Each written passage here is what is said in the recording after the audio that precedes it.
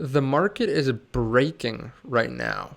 It's really weird because we're seeing the Fed likelihood of rate hikes decrease. We're actually seeing a 65% chance that there is zero rate hike next week, but yet the market is down. NASDAQ is down, S&P 500 is down 1.5%, crypto is down, Bitcoin's down 5% over the last 24 hours.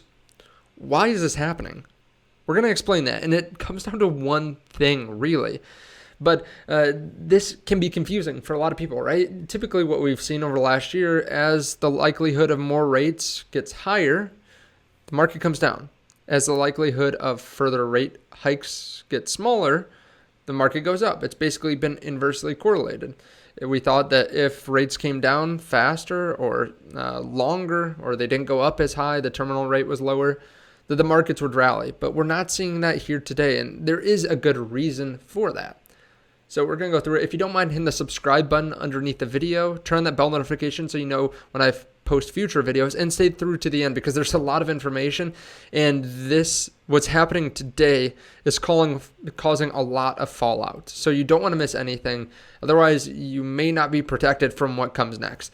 Also, if you want to know exactly when I'm buying and selling different cryptos and stocks, there's a link to the Patreon underneath the video. There's also a link to M1 Finance.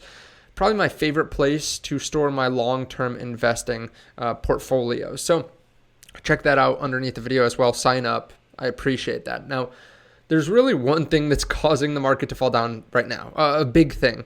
That's Credit Suisse. Now, I talked about this in the video earlier today, but there's more. There's more than what I explained earlier. So the stock's down 20%. Why is it down? We're just going to do a quick recap in case you didn't see the video earlier today. Basically, there's some questions over the ability for it to stick around, right? Basically, we don't know if it's going to be here because of what's happening. They're having a bank run. Sounds kind of similar to Silicon Valley Bank, right? They had $122 billion come out in 3 months. This is the second largest bank in Europe. And one of the reasons they're seeing so many outflows is because on Tuesday, it acknowledged material weakness in their financial reporting and scrapped bonuses for top executives. They say the annual report found that the group's internal control over financial reporting was not effective. They say that they're having a lot of issues here, and they are going to have a remediation plan. Now, this has caused them to have some liquidity issues, right? The major investor in Credit Suisse is Saudi. Is right here, Saudi Arabia, the Saudi National Bank. And they said that they absolutely would not invest any more money into Credit Suisse. So this is causing some fear in the market. There's some liquidity questions, especially after SVB. And now Zero Hedge is showing that the credit default swaps rates are exploding. This is the Lehman crisis. This is the cost. About 300 or so. We're up at 2,700. So basically the protection against counterparties or for counterparties is exploding. The cost is exploding. Basically, a lot of people are racing to get some kind of insurance basically against Credit Suisse, and they're paying out the butt to do it. Now, BNP stopped taking novations on swaps involving Credit Suisse. So they're trying to reduce their counterparty exposure to Credit Suisse as well. This is all happening at a very pivotal time for the banking industry. And Credit Suisse is showing some weakness themselves too. They appealed to Swiss National Bank for a show of support. That's not a good thing. Whenever CEOs say, hey, all your money is fine, or when they try to get a bigger entity to come in and say, hey, we give our stamp of approval, they're trying to stop something, and that's, outflows. They're probably getting massive outflows, just like Silicon Valley Bank had. Now, Reuters reports that Switzerland's government is being pressured by another country to intervene on Credit Suisse. Now we have news of the U.S. trying to figure out what kind of exposure U.S. banks have to Credit Suisse. So this is causing so much fallout. It's causing fallout in other areas as well. So not just European banks, but all of a sudden WTI or crude hit the lowest level in a year as the troubles at Credit Suisse spooked markets, basically falling 8%, the lowest level since December 2021. We also have Goldman Sachs now saying that they're cutting their GDP outlook because of all this stress on the banking system. So this is where it gets really important. Basically, there's so much stress on the banking system. They think that the ability for smaller banks to loan and to give credit is going to decrease, which means less money is going to be floating, which is going to be very deflationary, which is good for inflation, but bad for GDP, bad for growth. And they think that now we could see a 2023 Q4 over Q4 GDP growth of 0.3% to 1.2%. They explain that this level of tightening and lending standards is equivalent to 1 to 2 additional 25 basis point hikes, which could help explain why the expectation for Fed hike have come down drastically over the last few days. So that's really where this all comes together, right? There's so much pain in the banking system. Now it's spreading to Credit Suisse. It's spreading around Europe. And that's causing the Fed likelihood of rate hikes to go down.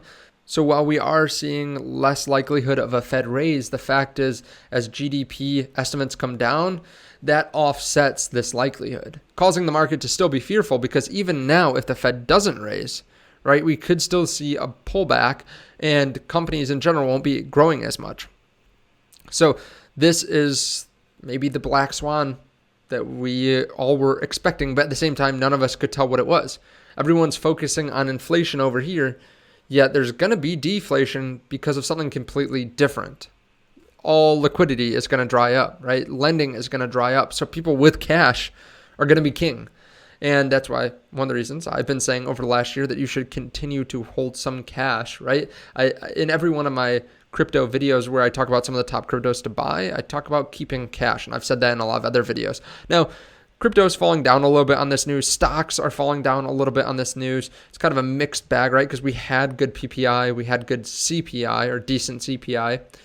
But now we're getting all this happening. So we are seeing some liquidations happening in crypto, causing for some pullbacks. It's kind of normal to see pullbacks anyways because we made a big move yesterday. Keep in mind, Credit Suisse might be able to get through this. They've had a lot of scandals in the past: tax evasion, charged with direct involvement with a Bulgarian smuggling ring, massive data leak, material weakness in how they report numbers. And the stock's been falling for years and years and years, going from $70 down to $2. So they might be able to make it through this. But that's why the market's having to price in this kind of uncertainty. That's why the market's down here today, because this is not positive. So a couple important things that you can do right now to protect yourself. First of all, if you have over $250,000 in any U.S. bank, try to spread it around, right? Second thing, make sure that if you're in another country outside the U.S., you know your own loss, because I don't know what's going to happen with Credit Suisse. I don't know what their deposit insurance covers. I don't know what happens with the banks if they are having liquidity issues there, to be honest. So make sure you know what's applicable to your country. Also, have some insurance. By that, I mean have some Bitcoin, because this could go two different ways for Bitcoin in this. If this scenario gets worse, right? Bitcoin could fall because everyone's seeking liquidity, right? There's so many different investments that are going to pay out really well over the long term, but it's hard to get your hands on money to be able to grow, especially because we were just talking about banks shriveling up, basically not being able to lend as much. And that could cause Bitcoin to go down because people are basically taking their money out of Bitcoin to put it in other places because it's safer maybe. The other situation is everyone sees why you need Bitcoin, because there are all these different banks collapsing, having liquidity issues. Companies aren't able to pay their employees, so the strength of Bitcoin even gets better, or it gets even stronger because more and more people realize that they need it, that there is a decentralized alternative. So I would have some Bitcoin as insurance, but also, like I said, have some cash. I'm not touching my Bitcoin. I'm also not piling into Bitcoin because this is all happening. I knew something like this would happen at some point, right? There are reasons to buy Bitcoin that are shown around us all the time. There are always reasons that you can see in the news. Yeah, those people should have held some Bitcoin because they would have been fixed. This problem would have been fixed if they had some. So just keep your head about you. keep your head on a swivel. I think we will get some awesome opportunities to buy cryptos and stocks at some great valuations, but I'm not going to change everything on a dime just because something blew up, right? Now, of course, if all of a sudden the S&P 500 drops 50% or 30% and Bitcoin goes up 30%, I might sell some Bitcoin and reallocate. So keep on your toes right now because there's so much happening. We do have the Fed meeting next week. I think that's going to be important to see what the Fed does with all this. And in the meantime, every single day is important. There's huge news every single day over the last couple of weeks. So be on your toes. Keep watching. Hit that bell notification. Hit the subscribe button. If you want to take it up a step, you can join the Patreon. Thank you so much, and I'll see you.